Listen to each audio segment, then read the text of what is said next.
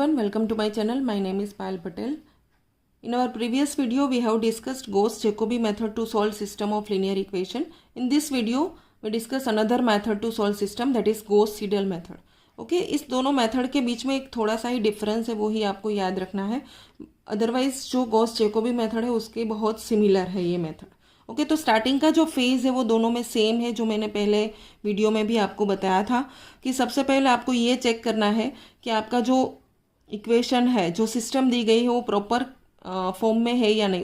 उसके लिए आपको क्या करना है कि जो फर्स्ट इक्वेशन है उसमें से जो फर्स्ट नंबर है वो इस दोनों नंबर के टोटल से ज़्यादा होना चाहिए.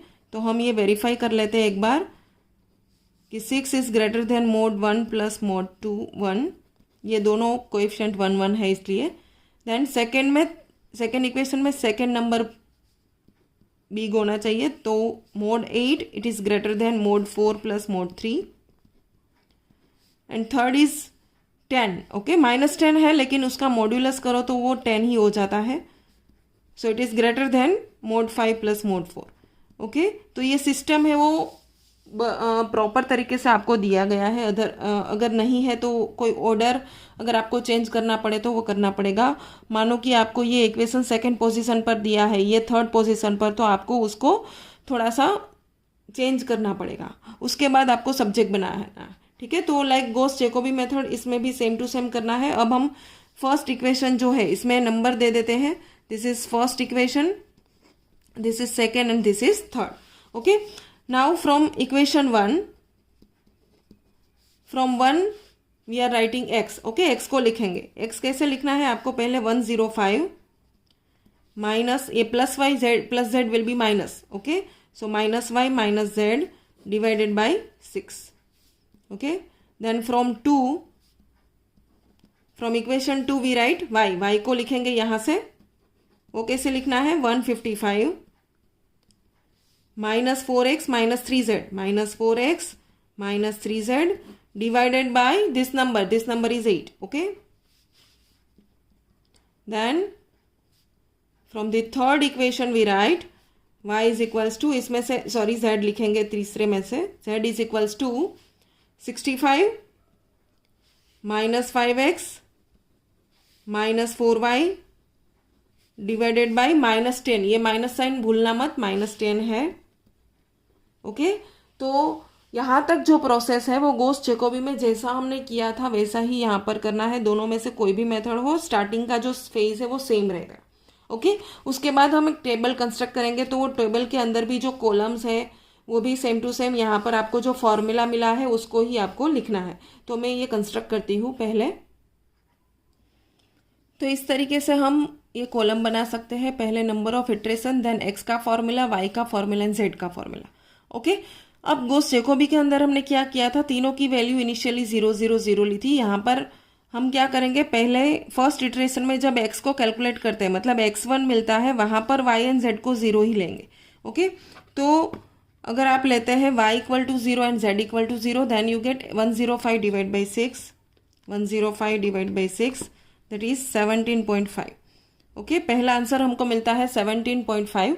अब जब गॉस-जैकोबी थी तो उसमें हम इसकी दोनों की वैल्यू भी 0 लेते थे, लेकिन सीडल के अंदर आपको क्या करना है, दोनों में इतना ही डिफरेंस है. सीडल में जो आपको लेटेस्ट वैल्यू मिलती जाती है वो उसी रो में से ही आपको वैल्यूज पुट करते जाना है. जो वैल्यू नहीं है उसको ही आपको प्रीवियस में से लेना है.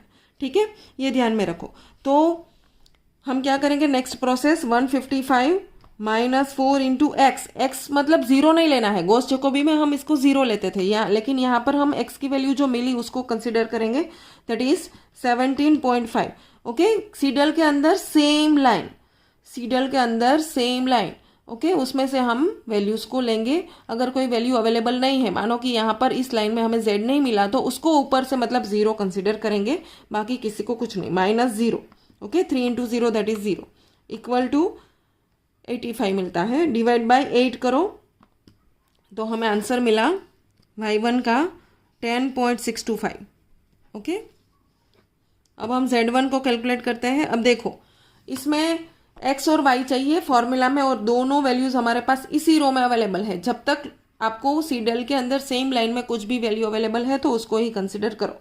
ओके, अब इसकी कैलकुलेशन करो। 65 minus 5 into X, X is 17.5 minus 4 into Y, Y is 10.625।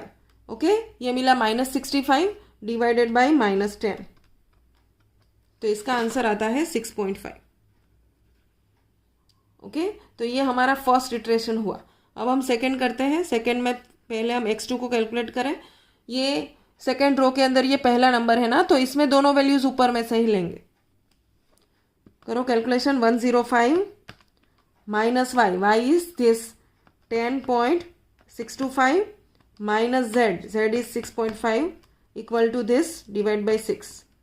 Okay, so we are getting 14.6458।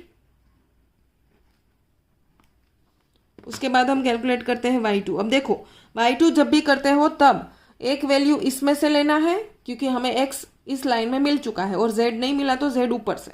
Okay, तो ये ध्यान में रखना। सीडल में क्या करना है, एक यहाँ से एक यहाँ से, जो लेटेस्ट वैल्यू है आपको उसको ही कंसिडर करना पड़ेगा। जैकोबी में ऊपर से लेते थे। तो 155 माइनस 4 इंटू एक्स, एक्स की वैल्यू है 14.6458 माइनस 3 इंटू जेड, जेड है 6.5। Okay, previous value is equals to, ये आंसर मिला, डिवाइड बाई कर दो 8, तो हमको मिलता है 9.6146। ओके, अब हम नेक्स्ट Z2, Z2 के लिए ये दोनों टर्म्स हमारे पास इसी रो में है, तो वो दोनों का ही यूज करेंगे। 65 minus 5 into x, that is 14.6458 minus 4 into y, y is 9.6146. This is answer, divide by करो -10। So ये आंसर मिला 4.6687। ओके, अब हम तीसरा करते हैं। तो जब भी आप तीसरी कैलकुलेशन करो तब दोनों वैल्यूज को ऊपर से, क्योंकि इस रो में ये हमारी फर्स्ट वैल्यू है। ओके, कैलकुलेशन करो। इसमें 105 minus 105 minus y, that is 9.6146 minus z, that is 4.6687 equal to divide by 6, तो आंसर मिला 15.1195। ओके, उसके बाद हम करते हैं y3।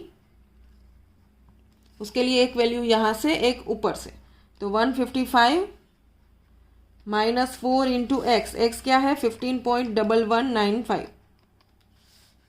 Minus 3 into Z, Z is this 4.6687 divide by 8 करो, तो we are getting 10.0645। Okay, then Z3 calculate करते हैं।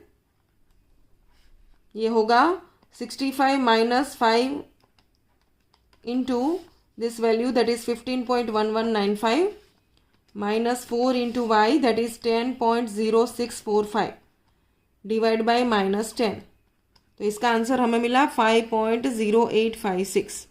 ओके, तो इस तरीके से हम पूरा टेबल हमारा कंप्लीट कर सकते हैं। ये टेबल कहाँ तक करना है, जहाँ तक आपको consecutive two values near to similar ना मिले तब तक, क्योंकि यहाँ पर करेक्ट अप टू डेसिमल ऐसा कुछ भी नहीं है, आपका आंसर नियर आ जाना चाहिए, तब तक हम हमारी कैलकुलेशन करेंगे। तो मैं यहाँ पर ये कैलकुलेशन आपको करके डायरेक्टली दिखाती हूँ। तो इस तरीके से आप पूरा टेबल लिख सकते हैं। यहाँ पर 6 इटरेशन तक मैंने जो मेथड बताई उसके तरीके से मैंने सोल्व किया है। अब यह आप यहाँ पर देख सकते हो, यहाँ पर consecutive two values near to similar है, जैसे कि यहाँ पर 15.00 है एंड 14.99 है। ओके, ये ध्यान में रखना। यहाँ पर यदि 15.5 है तो नहीं चलेगा, ये 15.00 which is near to 15, it is also near to 15, so we can write x equal to 15, then it is 10.00, it is 9.99, so we can write y equal to 10 and z equal to 5.00, 4.99, that is 5. Okay, so this is the solution of our system. अब गोस Jacobi हो या फिर गोस Seidel हो, किसी भी method के अंदर अगर आपको क्रॉस चेक करना है कि whether your answer is correct और नॉट, उसके लिए आपको सिर्फ ये 3 वैल्यूज को आपका जो क्वेश्चन दिया है उसमें पुट करना है। जैसे कि हमें यहाँ पर मिलता है x equal to 15, y equal to 10, z equal to 5। Okay, तो आपको सिर्फ यहाँ पर पुट करना है। तीनों में अगर सामने वाला आंसर आ जाता है तो आंसर इज करेक्ट। ओके, यहाँ पर हम पहला इक्वेशन देखते हैं। 15 यहाँ पर पुट करो तो 15 6 90 plus 10 plus 5 that is 105। Okay, तो इस तरीके से आप तीनों इक्वेशन को सॉल्व कर सकते हो। तो अगर सामने वाला आंसर आ जाता है दैट मीन्स कि आपका आंसर सही है। ओके, तो इस मेथड का यूज़ करके आप कई सारे एग्जाम्पल्स को अपने तरीके से गॉस जैकोबी या तो फिर गॉस सीडल का यूज़ करके सॉल्व कर सकते हैं। Okay, thank you for watching.